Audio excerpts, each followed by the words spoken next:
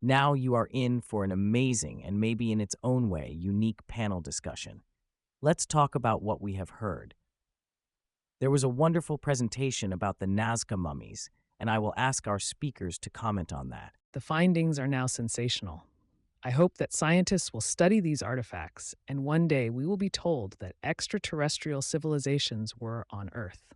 The thing is that I deal with extraterrestrial civilizations, and for me, these findings mean nothing, or rather, they confirm that there were extraterrestrial civilizations. The previous report was on Mexican paleo contact, and I can tell you who the Mexicans contacted there. It's a civilization from the Pleiades. They're still in contact there. I would like to wish courage to those researchers who have taken up this endeavor, because it is a very strange situation. It would seem that this is a scientific breakthrough. This is a topic that needs to be researched, which can make us look at our history and our interaction with what surrounds us in a different way. And, most likely, we will again face the fact that they will try to somehow belittle, somehow denigrate the work, to present it in a different light in which it is necessary. Because we have faced this attitude more than once, not 1 year and not 1 decade. Unfortunately, this is not the attitude of the science that should move us forward. So courage and courage again. And it is just super that thanks to modern means of telecommunication, thanks to the internet, this information has gone out into the world. That is, it will not be able to be silenced. Yes, following this report of Galetsky Dmitry about Nazca mummies, a lot of disputes arose, and here is the book, which Korotkov presented, clarifies a lot, because there are speculations. Let's get to the bottom of what it is. In fact, I do not want to think that we came from this Nazca mummy. Somehow it looks not human, frankly speaking. But nevertheless, we have shown this information without REN TV, given that we understand. And my second question to you was about the previous report, about Mexican paleo contacts. There are artifacts on the table. I think our conference participants had time to take pictures and feel how real it is. It is closer than an image. It is something that is present right in front of you. The other question is, how much do you realize it, that it has to do with our actual history of the Earth, which can be overlooked?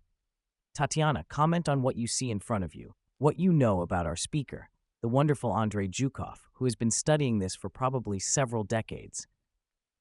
First of all, it has been studied for several decades. Secondly, it has been studied despite the resistance of the same academic science. And thirdly, Andrei and I have recently tried to read the very signs that are on some objects, that is, the writing that we have. I can't say, of course, that these results are 100% reliable, but the 2 artifacts that we read with the help of our mediators, with the help of our trance technologies, they gave quite interesting data that overlap with what Andrei knows from the research that he has done. I think we will continue to explore further. But you and I, first of all, should be impressed by the number of such signs, the most diverse, but let's say with the same features, which are found simply in huge numbers on this huge part of our globe. Well, how can we ignore this? How can one still turn a blind eye to it and say that wild, semi-literate Indians spend their winter evenings sculpting in their huts? Again, there is confirmation that, indeed, some are trying to sculpt artifacts for sale to tourists, and it looks mediocre. But they're very different. Here are the relevant artifacts, which are simply a folded structure. So, Tatiana, you used your psychotechnique to decipher this. A little bit more detail. Here, it seems to me, it is necessary to apply all possible means and ways of studying, because the topic is huge, a topic that is important for us, for understanding ourselves. After all, we are all human beings, but who knows what biological roots each of us has? Who has what elements of DNA? Who behaves in what way? I'm not talking about the fact that each of us may have a certain personality, which has its own deep experience. Someone may have been the creatures from which these images were sculpted. So here we need to study on the one hand, and on the other hand, we need to be very careful in interpreting the conclusions, in general, in our approaches to research. But we need to study. Please, Pavel, if you have something to say. I'm a geologist by profession, so I looked at what rocks these artifacts are made of. This is jasper, which is a pretty tough rock. This is orgolite, and this I have not yet determined. because there is no possibility. if only to get a taste. Yeah, it's sandstone quartz. This is pottery, but you can't tell for sure by eye. The previous report about the finds in Mexico, I have looked through completely. I have seen these items, and some stone items, and indeed, they are very similar to the Pleiadian apparatuses. Who made them? I deal with extraterrestrial civilizations, and some of the details repeat exactly these devices. So you mean it's close to authentic to what was going on? Yes, the appearance of humanoids, of course, Mexicans depicted not very accurately. They're mostly humanoids with wide slanted eyes. It may not be an accurate depiction of them. There's a reclining mummy in the apparatus. What is it, if you've studied it? Humanoids with wide slanted eyes. It is impossible to make a characterization of humanoids aliens. We can say that humanoids are stunted, judging by this product, with wide eyes. That is, they resemble dwarfs with wide eyes. Here, these data are not enough to draw any conclusions because they are like a stencil. Basically, the image is the same. So it's like an image. Yes, it is an image, but it is an inaccurate image of aliens because I can say what it reminds me of, Siriusians with narrow slanted eyes. Is there anything about them in your book? There are gray-skinned dwarfs. They are not tall, but their eyes are different. That is not exactly like that, but wide, almond-shaped. We cannot say for sure on these products. We need some more facts, some more additional data. According to this find, the aliens are taking their own comrade who was on Earth. There you see he's lying there. That's my conclusion. Yes, okay, thank you. Andre, please comment on the topic of your next research. How much are you going to look for, and what do you think you will come to? We have a whole team, and we intend to continue research in this direction, because indeed the array of artifacts is huge. Another thing is that these are not documents, not photos, not video images, and as Pavel rightly said, they should differ from the originals, especially if it was not done live, not portrait photography, but from memory, from ancestors' stories, or from some previous samples. That is, the child will redraw from the photo, naturally, the similarity will be captured, but it will not be an accurate identification of the original image. Therefore, such deviations are quite normal things, regardless of the country and the era. Accordingly, it is impossible to speak of a complete correspondence to the appearance of this alien, otherworldly being. Unfortunately, we do not have precise terms in our conceptual apparatus, so we use the words we have available. Both for subtle worlds and for alien worlds, we have a lack of concepts and terms. What we have, we use. There is a story about Calvin Parker, a new book to be released soon by Stigmarian. It's a kidnapping that happened decades ago in the United States. They had unsuccessful regression hypnosis sessions with him, but he would fly out of hypnosis because he couldn't relive the experience again, because they were doing experiments with them to puncture and withdraw certain fluids. I would like to ask our speakers, are you aware of such things? In particular, in the report on Mexican paleocontact, Andre mentioned that children were grown and biomaterial was made at once. And here they used real living earthlings, and 2 people were stolen that very day on a fishing trip, and both of them were used for some kind of research. Tatiana, what do you think? Is this all really happening? Moreover, it happens much more often than we would like it to. And here it is very difficult with the evidentiary base, because there is no possibility to get some confirmations, the traces that remain on the body of such abductees, as they, as a rule, disappear very quickly. Apparently, there is some kind of biotechnology that is used to do this with these kinds of abductees. But I would say that I was rather surprised that those specialists who worked with Calvin, world-class specialists, did not pay attention to the nature of this situation. They basically, even when they used hypnotic trance techniques, they resembled curious observers with questions like, "Oh, what was it like? Oh, and tell me, what color was the skin of this woman who kidnapped you?" I'm surprised that no one noticed that these situations began with Calvin long before the main contact that occurred. So they were regular? Regular. And what's more, they wouldn't happen without a reason. I have worked with such contacts and realized that such people are usually led, maybe even from birth. I've had cases like this. If I happened to work with this person, of course, I would try to find out the meaning of the actions performed with him. This is so incredible. Why is this happening? This is exactly what we need to understand, because we are being watched, forgive me, as we watch animals in zoos. From a highly philosophical point of view, we can assume that we are being communicated with in this way. Well, suppose someone has come to our planet. Someone needs to understand how humanity works. Such experiments can be, but historical data and modern investigations allow us to realize that the case here is not quite neutral scientific and that something else lies underneath. And you and I need to understand what lies beneath such situations. And they are far from 12 and far from one place of the globe they occur. And what connection do these situations have with our historical past? For example, with those situations that are reflected in these artifacts, which, thanks to Andre, you now see and many others. The experiment continues. What's more, it's evolving. Paul, I ask you to answer this burning topic. Since it is evolving, what is happening? In ufology, these contacts are called contacts of the 4th, 5th, and 6th degree. These are close contacts with abduction and return, abduction contacts. Now, from the standpoint of my knowledge, I am distinguishing different abduction contacts. You have all heard that the gray-skinned grace dwarfs have been doing their experiments on Earth for a long time. Their origin is known. It's the Zeta system, the constellation of Setka. I would like to show a map. Honestly, I don't know where it is, but it doesn't matter. So they were on Earth by agreement with Earth curators for about 100 years.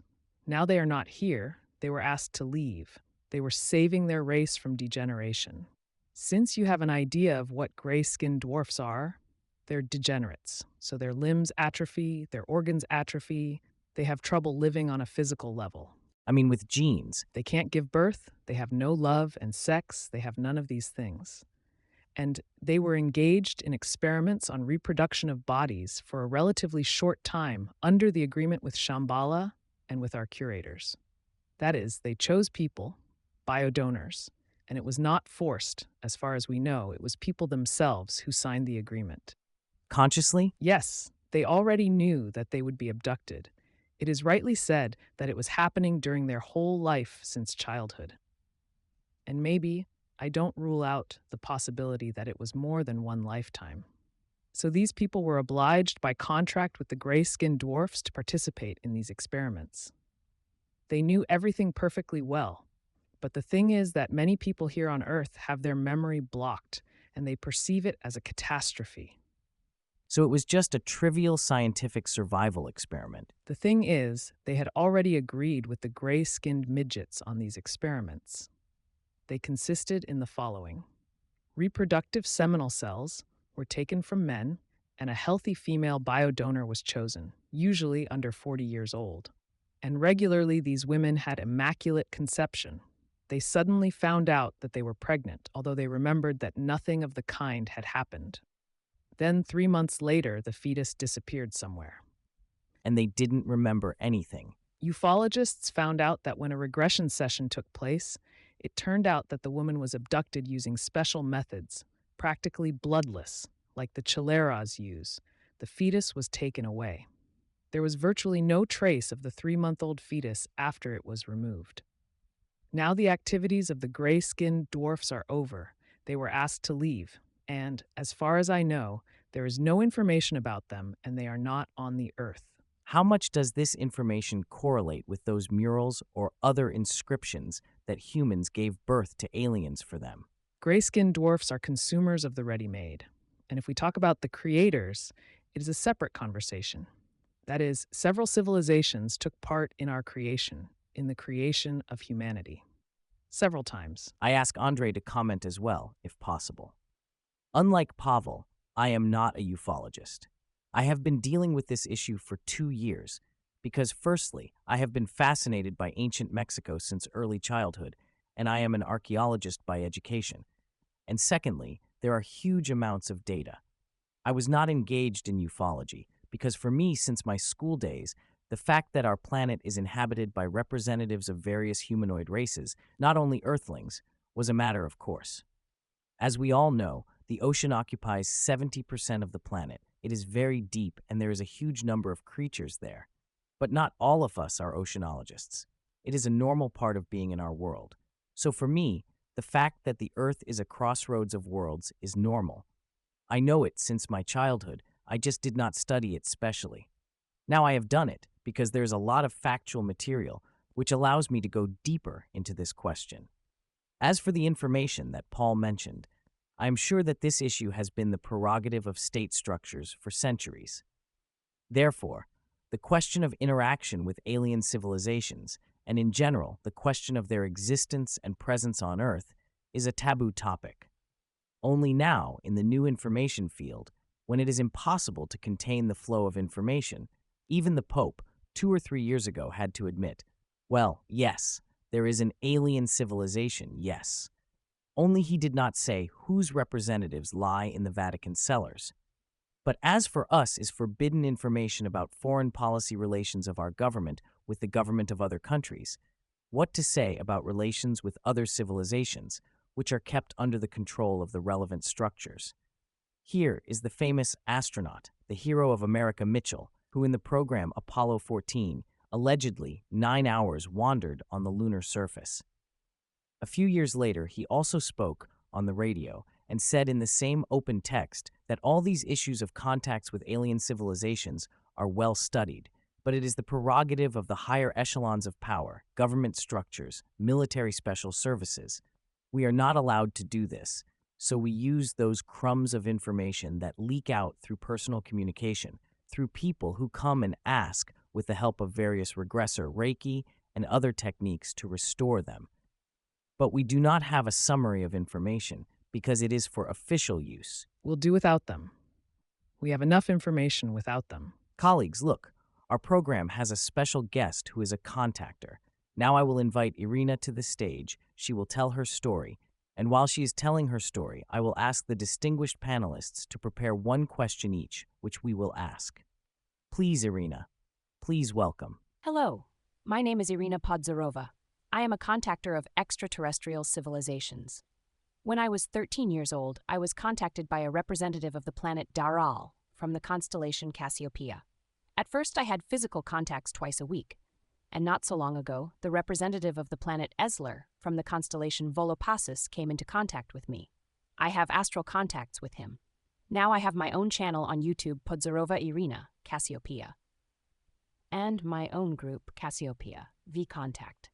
If anyone is interested, you can read the information. Currently, I have 4 kinds of contacts: physical, but once a month, astral, telepathic with the coordination group of the planet Esler, and mental contact with the representative of the planet Daral. Also, I communicate with any kinds of dense material civilizations and subtle real civilizations which have an opportunity to go into astral space. Quite recently, I have the possibility of contact with spirits, not embodied in the physical world. I am also actively studying my new possibilities, which I now have. I am engaged in communication with the higher self, regressology, and cosmoenergetics, and quite recently I had a physical contact on which I was shown a planet, the homeland of cosmoenergetics. It is the planet Jichor. The contactors are here. Their extraterrestrial mentors in astral bodies are also here. I greet everybody, and I want to tell a little bit about our galaxy, about the civilizations of our galaxy. In our galaxy, there are at the moment 727 civilizations of humanoid type, dense material civilizations like us, and dozens of times more subtle material civilizations, which in ancient times were called nature of spirits. They live both in the atmospheres of planets and in the atmospheres of giant stars and ordinary stars. Of the 727 humanoid, dense material planets, 116 are part of the interstellar union, whose capital is in the Cygnus constellation. This is planet Burkhad, whose representative is here now in astral body. If anyone has any questions, I can ask him. I have little time now, and if anyone is interested, you can familiarize with the group Cassiopeia. My contacts and everything else is there. And now I would like to answer your questions. Let us start with questions from Tatiana Makarova. She is thinking, I think she has a number of questions. Moreover, let's reveal a secret. Tatiana conducted a regression session. Yes. Is this contact real or fictional? At first, we have to separate whether it's fictional or real, like with Calvin Parker. Please, Tatiana, you have the floor. Well, you're so quick to jump in the grenade. We did work with Irina, and I hope that I was able to help her in some way in these first stages, when she just needed to alleviate her physical condition. Yes, I have mental contact with representatives of Daral. But they were violent. The video visualized the whole body convulsing. We won't show you, so as not to shock you, it was kind of weird. If we're talking about normal contact, I have a complicated position. I'll try to say it in a way that is both honest and understandable. I think that it is necessary to separate Irina as a mediator, a person through whom all this happens, and the interests of the substance that works through her. And the contact, as far as I understand, is real, but not quite as we would like it to be. and we are who you wanted to see. Well, I think that if we Earthlings perceive ourselves as a contact side, we would like to see more openness, more trust, more truth. Again, this is not in reference to Irina I'm talking about. This is in regards to those beings who are working through her. So far, we see that the information that the other side of the contact gives, that it does not quite correspond to our understandings of eligibility, legitimacy. Okay, Tatiana, what is your question so that our viewers and those present in the hall understand that the other side can answer your tough question? I asked my harsh question in principle, and knowing such contacts, I got the answer I expected to get. I understand why such an answer came. I will not voice it. Now, I wouldn't want to ask why the other side of the contact doesn't leave any confirmation of its existence, and moreover, the checks that Irina has made have not yielded any results, have not confirmed the reliability of this contact, which basically, in a sense, puts Irina in such a difficult position that she has nothing to confirm what is happening to her except the words she can tell. Right, Air? So what I would like to ask you now is this. Those who are in contact with you, do they think they are satisfying their interests? Are they achieving their goals by working through you? And who's in charge now? Please give me a voice. This is Midgas Kaus, a representative of the planet Essler. He directly works with me now, and he will answer. He has already answered Tatiana Viktorovna. Of course, they communicated through me in absentia. As I have already told you, Tatiana Viktorovna, my goals are not different from the goals of the Interstellar Union as a whole. It is to create on your planet such conditions of your society that will make possible mass contact and your entry into the Interstellar Union as an equal employee and partner. It is with this goal in mind, as far as I work with the contactor, I am quite satisfied with her work and with the transfer of information that is achieved through her. Thank you. Actually, that's the answer I was expecting from him. Okay, some displeasure, Tatiana. Again, one question at a time, and now we'll move on. This displeasure is not about Irina. Once again, I clarify. The thing is, understand that all people are skeptics and do not always believe in everything they hear and see. Don't misunderstand us. As a ufologist, I will ask a very difficult question at once. What is the big experiment? Here is a representative of planet Burkhard, the capital of the Interstellar Union. His name is Raum Tian, and he wishes to answer this question. The great experiment with your race began many millions of years ago, and it was that you contain the genes of several civilizations and your Earth animal. You are hybrids. Therefore, the great experiment was and is to compose from the genetic information of different races such a creature that will be able to exist in the conditions of Earth, a planet that is famous throughout the galaxy for its diversity of life and ideal conditions for its development.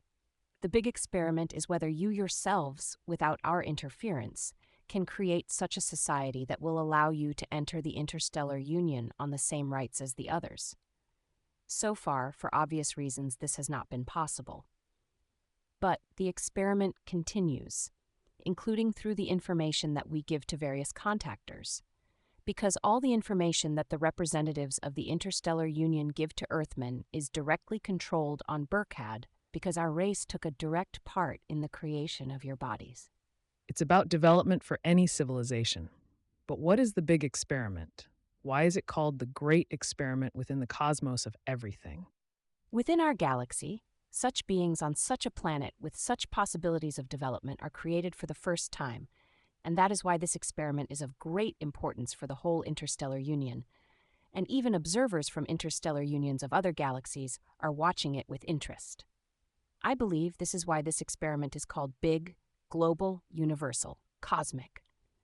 You can think of many terms to describe the same concept. Thank you. Just a small clarification. Did you attend the presentation on the Nazca mummies? Is that part of the experiment, or what was it?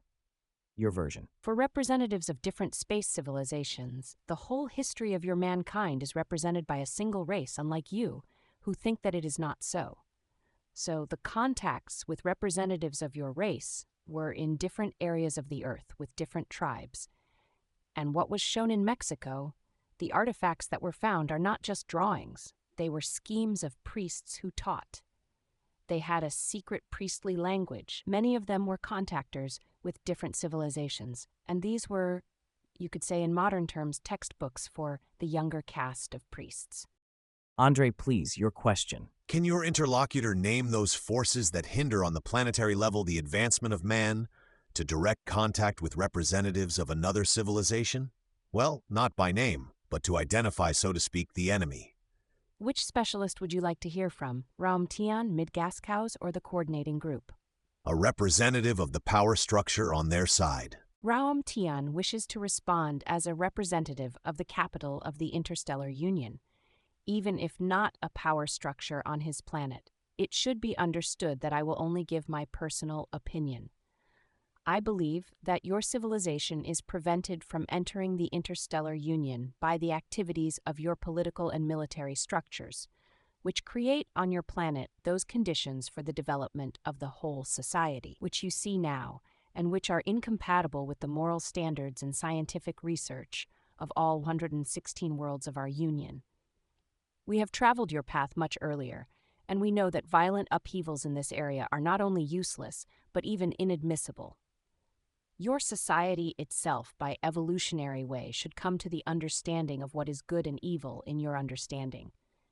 But you will be able to come to it only in one case, when the majority of your society will realize that the worldview that makes you now perceive spirits as a derivative of matter and not vice versa, the eternal as a derivative of the temporal and not vice versa, it is the global and deep cause of all the evil that is now happening in your world. Are there specific pointers? Suppose the US government, the Russian government, or the Chinese military.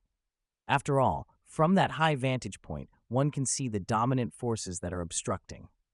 I cannot single out the government of any one country as the dominant obstacle on the way to reunification with us, because in the political structure of any country, there are both destructive forces and positive ones, which direct the country to the path of correct, from our point of view, development. I have already said what kind of development, from our point of view, is correct, and I can't single out any country with more or less destructive forces compared to others, because personally, from my point of view, all are more or less on an equal footing in this matter. Can we say that destructive hindering forces are exclusively internal human forces, or are there extraterrestrial forces that are interested in inhibiting the development of humanity as a galactic race? Exactly, extraterrestrial outsiders. And what are they? The thing is that all of you who are here now, all people, you are not physical bodies. You are spirits incarnated in physical bodies. And many of you, and even almost all of you, have had one or more incarnations on other planets. And besides incarnation on other planets, you have lived in the spiritual world for a long time, as I have, as well as you between incarnations. Therefore, I can say that extraterrestrial forces also influence on political structures of your world, but only in the sense that the spirit incarnated in this or that politician who accepts destructive laws for your society could before this incarnation live on any of the planets, could live in the subtle material worlds, and besides, before this incarnation, he was for a long time in the spiritual world on one of its levels, which change according to the frequency of their internal vibrations. The point is that we do not understand a planet as a space isolated from other planets. Those who in the past life lived on my planet may well be present here. It is also quite possible that in the next incarnation I will live on the Earth. We do not have the doctrine that the spiritual worlds of different planets are isolated. When they touch you, how do you feel? I just feel fear and rejection. When they're gray beings, thin beings, they repel me. If you didn't see an alien spaceship near you while you were in the house, and If it came to you through the walls, it is clear that your contact is not physical. When you pushed him away and felt him, you were 80% likely to be in the astral body yourself, having come out of the physical. With 20% probability, you were feeling him in the physical body, but then your consciousness was altered. In any case, it was not a physical contact, because physical bodies cannot penetrate through walls and doors, but astral contacts can. It seemed very real to you. Being an astral traveler myself, I know that astral travel can not only be no different from reality, but can surpass it in sensation. I used to have physical contact twice a week, now once a month. I would go to a deserted place in the evening. A plate would fly to me, and naturally he would touch me. Did you have a contract? Yeah, I've had an active contract with them since I was 13. Can you terminate it? Yes, I can terminate it. It's of my own free will. Are you happy with the interaction that's taking place? Yeah, in the form it's taking now, I'm fine with it. It used to be tough, I know. It used to interfere with my personal life, and I, as Tatiana Viktorovna knows, interrupted contact for 6 years. I haven't had any contact except astral travel, but it's not physical or mental contact as it used to be. Colleagues, now we have had a good dialogue, which shows this. Irina, as a mediator, is absolutely honest because she broadcasts the information that comes to her. But you have seen for yourself what kind of information it is. No specifics. My long experience of contact says that there will be no specifics for some reason, because we are used as test subjects. Irina, one of your comrades told you during the contact that he is studying the reactions of the people you encounter and your personal reactions. And what is happening now is that you and I are sitting here and torturing this man who is honest, and you and I are being studied by some force. Who's reacting, huh? I've seen a couple people disappear from the audience to make contact. Studying these situations, you and I have to realize that this is not a direct communication, and it's a little strange. When our special services train a resident and send him somewhere abroad, they study the situation, those people who occupy key positions, those connections that should be used in order to adapt in that society. It turns out that those who come here, they come with their own rules, and they don't care about our rules. They think they are dominant. Irina's story shows that if you put conditions in front of them, they will not go anywhere and will fulfill the conditions. So, it is possible to replay the situation using knowledge and skills, which is what you are using. I wanted to parry your speech that Irina clearly said that they offer to choose free will, hoping that someday we will mature and be smarter, taller, and stronger. But human history doesn't tell us that, by the way. For the last couple thousand years, everyone has been at war. Those who get better, they move on, and you stay here in the kindergarten. We have the final moment of the conversation. There is no time for questions, but you can have a personal conversation with Irina behind the scenes. I want to address through you. What is the message to us, gathered here at the conference The Unknowable? What is important for us to hear? And preferably more specific, please. Midgaskaus and Ramtian are united in the message they want to convey to everyone through me, and I join them in this opinion. The purpose of my contact is not to lead people somewhere to some bright future or to re-educate our society. My goal is different, and Midgaskaus tells me so often. My goal is to teach everyone who will communicate with me to get in touch with their inner spiritual light, their spirits, which you call the higher self. It is called differently in different religions and teachings, but the essence is the same. That higher part of you which is simultaneously in the past, present, and future, and which is in continuous merging with the true light of love. If a person does not just merge with it once or twice and talk to it, but does it regularly, he will gradually stop experiencing negative feelings and emotions, resentment, anger, fear, which destroy him and the world around him. In the light of love, all destructive feelings dissolve, and nothing but it remains. Now Midgaskaus and Ramtian are teaching me how to hold such conversations, sessions with people, which can be called communication with the higher self, according to their methodology, which may not be classical, but allows teaching a person to do it at any moment of time without me.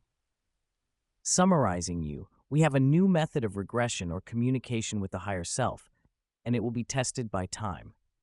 Tatiana will be happy to give her critiques, if any. Irina, thank you for your presence and for your contact.